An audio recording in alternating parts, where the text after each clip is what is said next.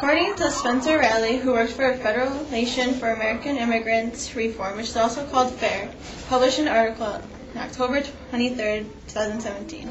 He stated that 12 million undocumented immigrants come to the U.S. per year, which is increasing the population and enrolling kids into public schools.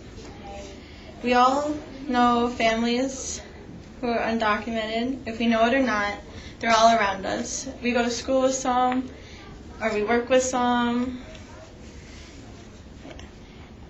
I'll be talking about children of undocumented immigrants that can go to public schools.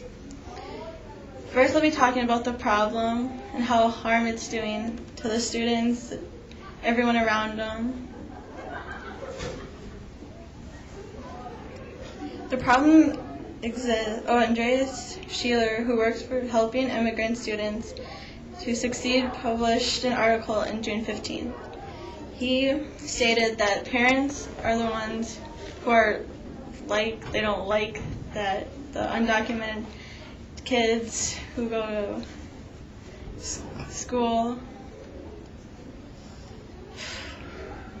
because it's unfair that they have to pay taxes and how their kids work their way up to the way they are now. And like the immigrants who just showed up and assume that it's okay, that they don't have to pay anything. And it all started in Texas, and now it's like spreading all over the United States. Now I'll be talking about the significance of it, which came from Christopher Clove, who works to find the law, and wrote an article to show the impact of immigrants in school. He stated that there's 50 million different public schools, which makes enrolling hard for like the teachers, because you have to find more teachers with like bilingual and to teach the kids. And they spent about $12,000 to educate these children who just showed up and trying to learn. And the cost keeps increasing because there's more kids that are coming in and making everything harder, and they have to expand the school to make more room.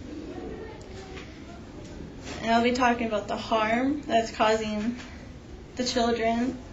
Physiological is like how their parents got deported, so they have to see that, and they don't have their family to be there for them, so they have to be by themselves to support their own.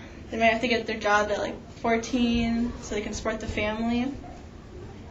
And there might be some bullying there because they're different or they're different color, so it hurts them.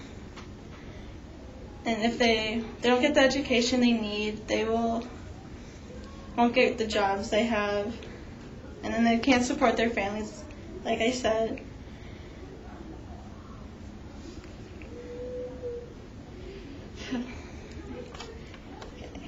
So now I'll be talking about the solution. In 1982, there was different laws that were made. There was Pauley versus Doe, which indicated that you cannot say no to the students because of their race, religion, any of that. And that started July 1982. And it's for every state out there. It doesn't matter if it's in Oregon or Maine, Florida.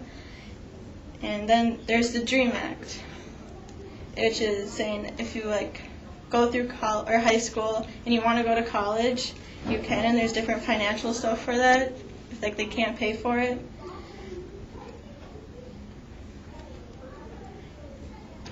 And Andrew Simmons, who works in a media company, published an article April 13, 2015. The article was Undocumented Students Are Assets in American Classrooms. And I was saying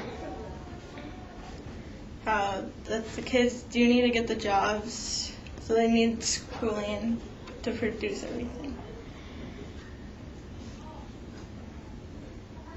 So I talked about the different problems, the harm, and different solutions.